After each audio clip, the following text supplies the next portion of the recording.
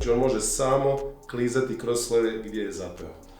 Ukoliko imate onu dosadnu, napornu bol tu između lopatica, već ste probali 100 masaža, kiropraktika, dry needling, akupunktura, šta god, i dalje ne pomaže. Ajde ovako ćemo sad, pokazat ću najjednostavniju stvar, a to je opet klizanje živca.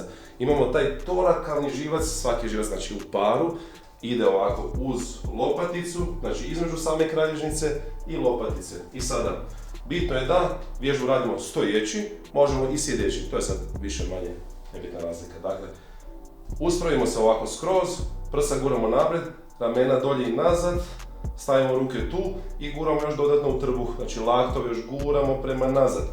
I sad najbitniji dio je da shvatimo da se ti živci vežu ovdje gore na lubanju. Zato ćemo koristiti pokret glave. Ajmo ponoviti. Uspravimo se, ruke na trbuh, laktove stisnemo, prsa guramo naprijed i sada guramo bradu prema dolje, kao da hoćemo nekakav pečat ostaviti tu na ovom dijelu iznad, odnosno ispred grla.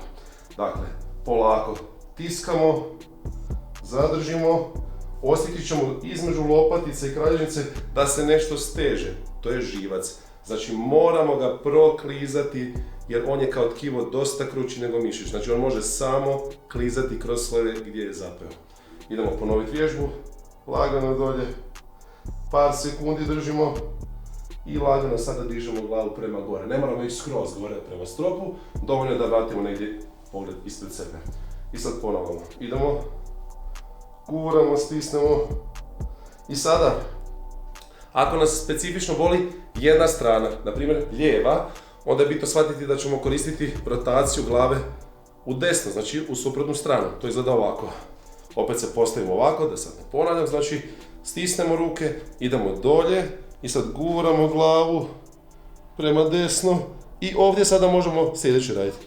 Možemo ići gore i dolje i osjetit ćemo to klizanje sa te lijeve strane.